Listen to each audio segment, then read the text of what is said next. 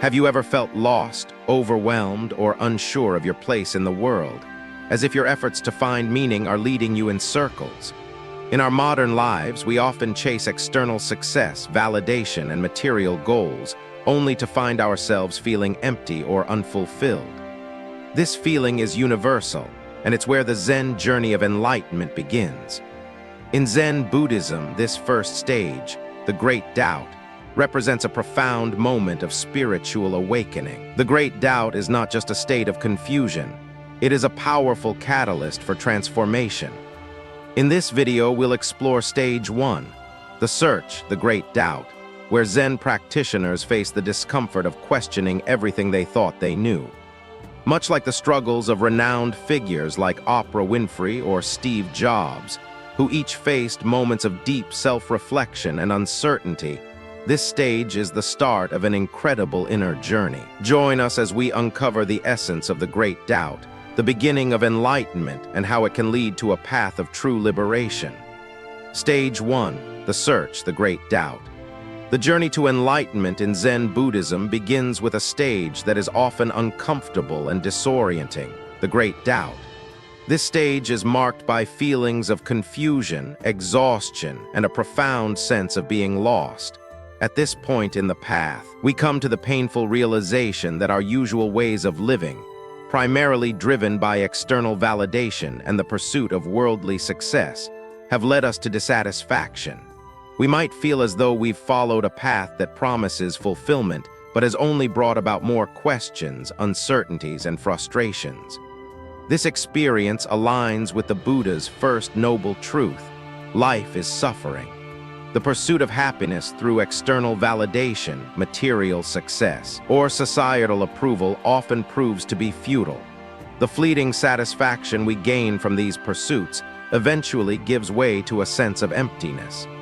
The cycle of striving and achieving, followed by dissatisfaction, is a central aspect of human existence. As we reach the first stage of enlightenment, we begin to question the very foundation of our lives. The external achievements we have accumulated no longer feel fulfilling. The experience of existential crisis is a modern-day parallel to this stage. It's that moment when everything that once seemed meaningful falls apart. We are overwhelmed by the noise of society, burdened by the pressures of success and status, and ultimately unsure of our place in the world. This crisis often makes us question the path we are on, leaving us with a profound sense of disillusionment. In this sense, it is very similar to the Great Doubt described in Zen. However, Zen teaches that this stage is not merely a time of despair. It is the first spark of awakening. Recognizing our confusion rather than resisting it is a crucial step in the path to enlightenment. As Carl Jung noted, moments of disenchantment are necessary for spiritual growth. They are not just obstacles. They are wake-up calls that jolt us from unconscious living. Jung believed that by embracing these moments of doubt and uncertainty, we start the process of self-discovery and individuation, becoming the true version of ourselves. This realization, being lost, yet aware of being lost, becomes the catalyst for the next stage of awakening. The first lesson here is that the search itself is a necessary part of the journey. Just as Nelson Mandela once said, "I never lose. I either win or learn." The moment of doubt is not a defeat, but the beginning of the learning process. In fact, the clarity that comes after doubt and confusion is often more profound than what comes before. Stage 2, the footprints, the path revealed. After we acknowledge the confusion and disillusionment of the Great Doubt, the next stage involves the footprints. In this stage, we begin to notice subtle signs and clues that point us toward a path forward. These are the footprints of wisdom and insight. They appear in the form of teachings, meaningful coincidences, or profound experiences that guide us out of the fog of confusion. We might start to notice a synchronicity between our thoughts, our experiences, and the world around us. This stage is aligned with the Buddha's third noble truth, which asserts that, although life is filled with suffering, there is a path to freedom and wisdom. It is at this point that we begin to see that satisfaction and wisdom are not unattainable. We come to understand that, Although the world may be rife with ignorance and confusion, there is a path to clarity, understanding, and inner peace. The realization that a path exists and that it is within our reach can be an incredibly liberating moment. This stage mirrors the discovery of purpose. It's similar to the moment when Oprah Winfrey found her true calling as a television host. Oprah's transformation into one of the most influential figures in modern history came after many struggles. She openly spoke about moments of doubt and confusion that preceded her breakthrough. At one point in her life, Oprah found herself lost and overwhelmed, questioning her career and life choices. However, she slowly began to notice the signs that guided her toward her calling, signs that led her to create a platform for genuine conversation, healing, and growth. This is much like finding the footprints on the path to enlightenment. In Zen, this stage emphasizes the importance of awareness and reflection. As we begin to look for the clues that guide us forward, we must pay attention to our surroundings, whether that's the wisdom found in ancient texts, the lessons taught by wise mentors, or even the seemingly random moments that offer profound meaning. Just as Steve Jobs once said, "You can't connect the dots looking forward, you can only connect them looking backward." This idea speaks to the wisdom of reflecting on our past, understanding the lessons it provides, and using them to guide our present actions. As we move forward in this stage, we gradually become more attuned to our inner wisdom. Like a child learning to walk, we take small, tentative steps, but with each step we grow in confidence. We no longer feel completely lost, but rather we are guided by the wisdom that has always been within us, waiting to be recognized.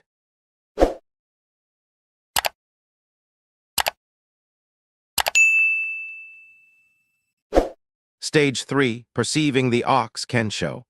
The third stage in the Zen journey is marked by perceiving the ox, often referred to as Kenshō, which represents a breakthrough or moment of insight. At this stage, we experience a profound realization. Everything is interconnected, and our true nature is not separate from the world around us. This is the moment when we first see the ox, a symbolic representation of the self or our true nature. For many, this breakthrough is revolutionary. It shifts our perspective entirely. It's akin to the experience of Eckhart Tolle, a spiritual teacher known for his teachings on the power of now. Tolle describes his experience of enlightenment as the moment when he realized that his sense of self, the mental narrative of I, was an illusion. He explains that when he let go of this false sense of self, he experienced a profound sense of peace and connectedness with everything around him. This realization, much like Zen's Kenshō, is transformative. This breakthrough represents the first glimpse of ultimate reality. It is the moment when we recognize that we are one with all things, that the barriers we once thought existed between us and the world are mere constructs.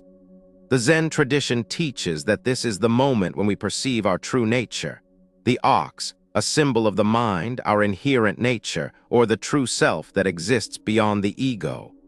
However, Zen also warns that this moment of insight, while profound, is not the end of the journey. It is easy to become complacent and believe that we have reached the final goal. Zen emphasizes that Kenshō is just the beginning of the journey. It's akin to catching a glimpse of something amazing, but realizing that there's much more to explore. This is where Denzel Washington, an actor known for his powerful roles in films such as Training Day and Glory, might come to mind. Washington, in his personal interviews, has spoken about the early stages of his career, where he reached milestones that he thought were the pinnacle of success. However, with each accomplishment, he realized there was more to learn, grow, and achieve. Just like Washington's evolving career, Zen teaches that we must not settle at this breakthrough moment, but continue to deepen our understanding and experience. Kenshō reveals a profound truth, but the journey to full enlightenment requires further effort, practice, and integration of this insight into every aspect of life. Stage 4, Catching the Ox, the Struggle. The fourth stage in the Zen path, known as Catching the Ox, marks a period of intense spiritual struggle. Having experienced the initial breakthrough of perceiving the true nature of reality in Kenshō, the individual now faces the challenge of making this truth a consistent, living reality in their day-to-day existence. The struggle here is not external. It is deeply internal. It is an internal battle against the ego, the attachments, and the habits that prevent us from fully embodying the wisdom we have gained. The concept of struggle in Zen is paradoxical, as it suggests a necessary effort toward effortlessness. This stage requires discipline and dedication. It's akin to an athlete who, after achieving a breakthrough in performance, must work tirelessly to maintain that level of excellence. Take, for example, Serena Williams, one of the greatest tennis players of all time. Williams has often spoken about how her mental fortitude, not just physical skill, propelled her through the most intense moments of her career.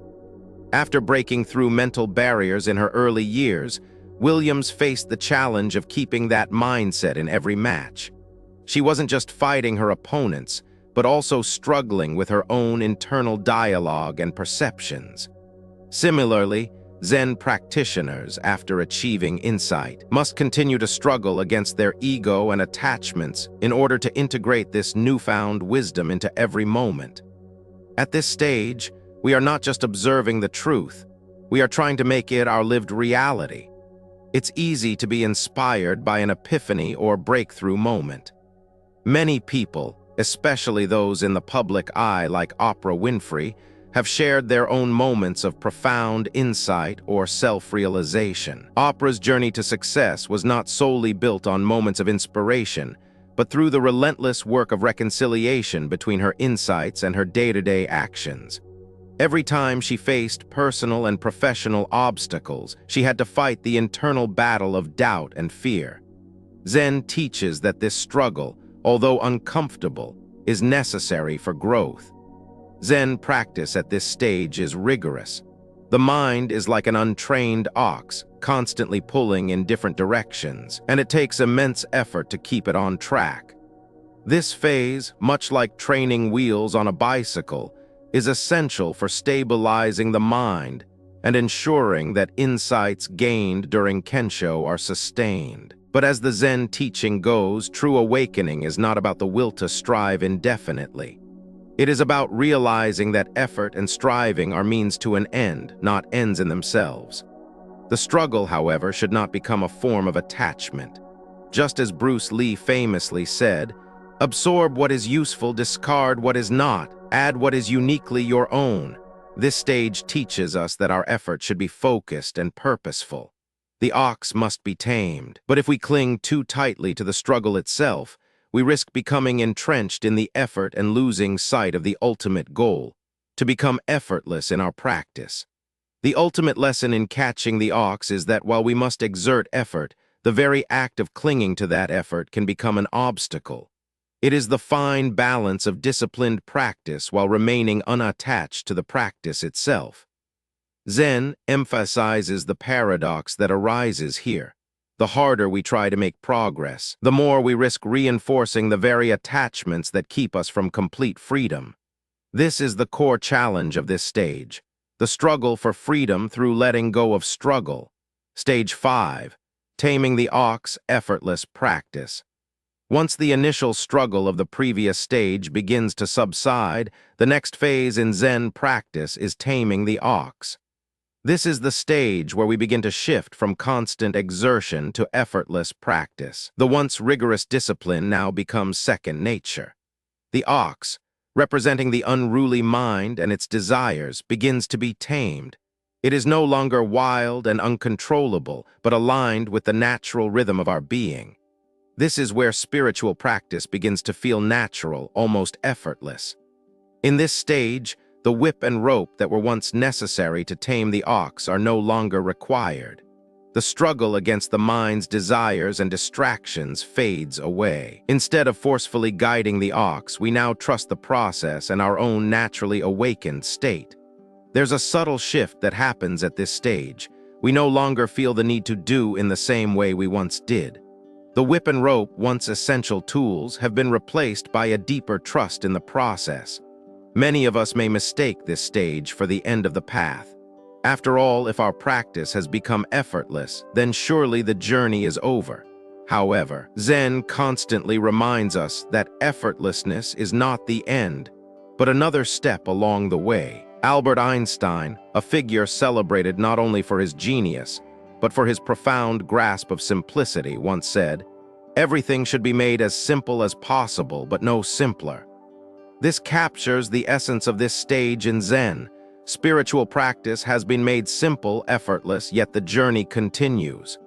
At this stage, the temptation is to think we have arrived, that peace has been achieved, and there's no need for further development. But Zen encourages us to recognize that the absence of struggle does not mean the end of growth.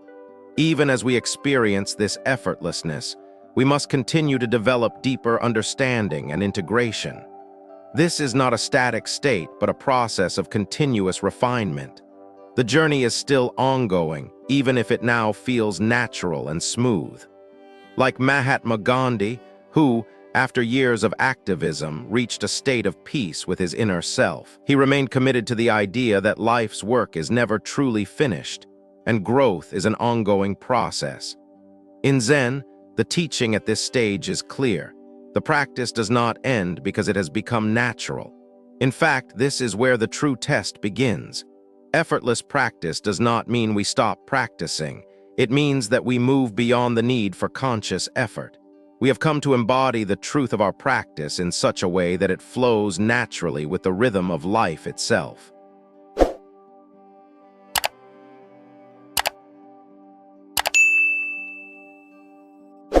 Stage 6. Riding the ox home, integration with life. The riding the ox home stage symbolizes the perfect integration of spiritual practice into every aspect of life. The ox, representing the mind, is now fully in alignment with the self. The Zen practitioner is no longer striving or forcing their practice. It has become part of their daily life. This stage embodies the idea of non-duality, where spiritual practice and life are no longer separate but are one and the same. At this point, the distinction between spiritual practice and everyday life dissolves. Everything we do, from eating to working, from relationships to leisure, is an expression of our awakened state. The Zen practitioner is no longer seeking enlightenment because they have already arrived. They do not need to look for spiritual experiences because every moment is now an expression of the divine. This stage represents the integration of wisdom into every aspect of life. The Zen practitioner has transcended the need to differentiate between spiritual and mundane. In Steve Jobs' life, this stage can be seen in how he approached his work. Jobs was known for integrating his creative vision with the everyday workings of Apple, making the act of technology development an expression of his personal philosophy. His work became effortless, flowing seamlessly from one project to another, and as a result, the products he created had an almost transcendent quality. Similarly, the Zen practitioner at this stage does not have to think about spiritual practice. They simply are it. In this stage, there is no longer a separation between the sacred and the profane. Life itself becomes the practice, and every action is imbued with the essence of the awakened state. Like Mother Teresa, whose every action was driven by a deep sense of compassion and devotion, the Zen practitioner integrates their practice into the service of others, seeing the divine in every human interaction. This stage marks the full alignment between the individual and the universe. The Zen practitioner is no longer trying to change themselves. They have already become who they are meant to be. It is a stage of absolute peace, where the individual moves with the flow of life, responding to every situation with grace and wisdom. This is where life and practice are no longer distinct. They are one and the same. At this point, we have moved beyond the need for goals or destinations. We no longer seek enlightenment because we have realized that enlightenment is not a destination but the nature of life itself.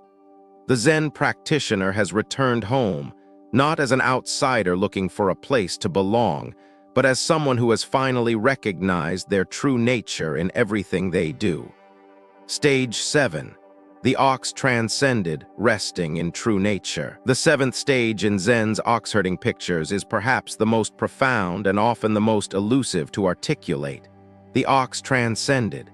In this stage, the Zen practitioner experiences what can be best described as a total realization, one that transcends the dualistic distinctions of self and other, subject and object.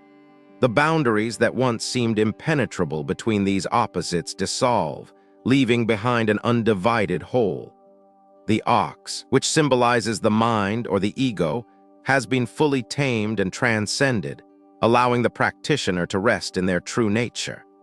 In many ways, this stage represents the culmination of the spiritual journey. We no longer feel separate from the world or from the beings we encounter. Peace and harmony emerge not because we've forced them, but because we've come to accept the world as it is. This is the deep understanding that all dualities, including the duality of self and other, are mere mental constructs or illusions. Just as Einstein revolutionized physics by proposing that space and time are relative, Zen teaches that duality itself is relative. Nothing in the universe exists in opposition. Everything is part of a greater whole. At this point, the spiritual striving that was once essential to the path is no longer necessary. The search for truth has ended, not because we've found it in a particular place, but because we have realized that it has always been here. The Zen practitioner no longer seeks external goals or achievements. They have returned to their true home, an understanding that everything is perfect as it is, and that no further change is required. Steve Jobs, the iconic co-founder of Apple, often spoke of a similar realization in his life.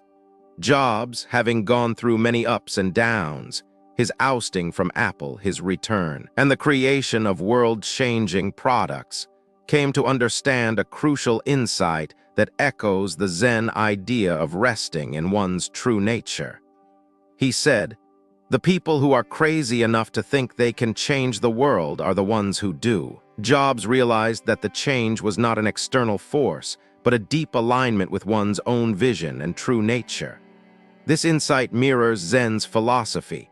Once we transcend the search for validation and achievement, we arrive at a deeper understanding that life unfolds in a way that needs no forcing. In the ox transcended, all the tools, such as meditation, effort, and striving, are put aside as they are no longer necessary.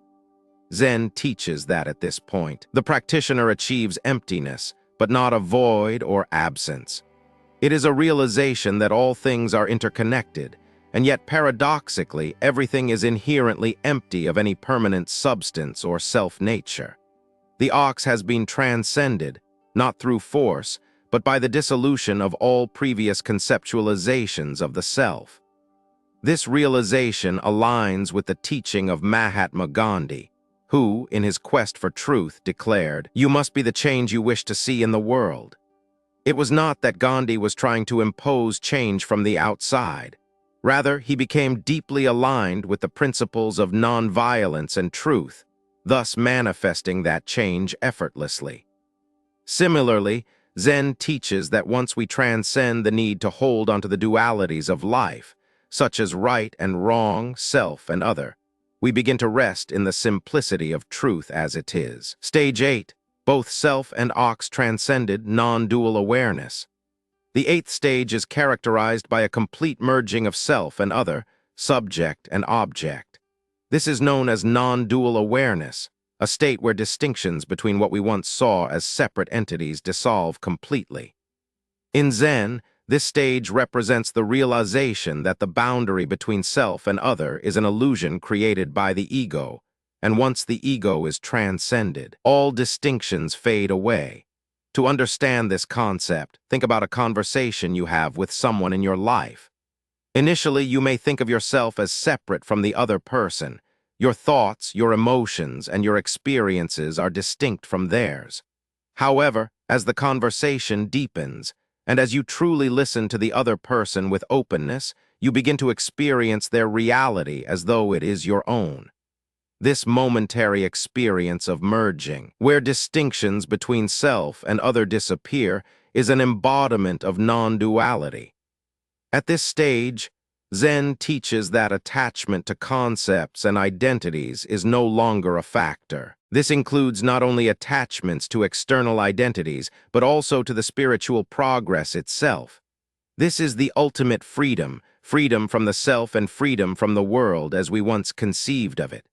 Elon Musk, the tech entrepreneur, is a modern example of someone who has transcended boundaries. Musk, who built Tesla and SpaceX, often speaks about pushing the boundaries of what is thought possible. His approach, driven by a vision of a sustainable future and the exploration of space, transcends traditional thinking. For Musk, there is no clear distinction between his personal life and his work. His vision is so integrated into his being that it no longer requires effort. This level of integration is akin to Zen's non-duality, a seamless alignment between the self and the world. In Zen, non-dual awareness represents a state of mind where we no longer cling to any identity, whether it is a personal identity or a spiritual identity. The Zen practitioner no longer defines themselves by their thoughts, their desires, or their past experiences. They are free from the sense of being a fixed, separate entity, and instead experience themselves as part of the whole. This freedom from identity is also reflected in Oprah Winfrey's rise to success. Oprah has often spoken about the liberation she found in letting go of rigid expectations of herself and simply becoming present in her own experience. This sense of presence is what Zen practitioners experience at the stage of non-duality, a state of being that transcends all dualistic thinking.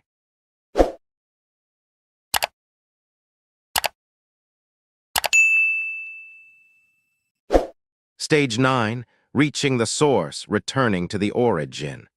The ninth stage represents a profound return to the source, the realization that the truth we sought has always been here in the present moment.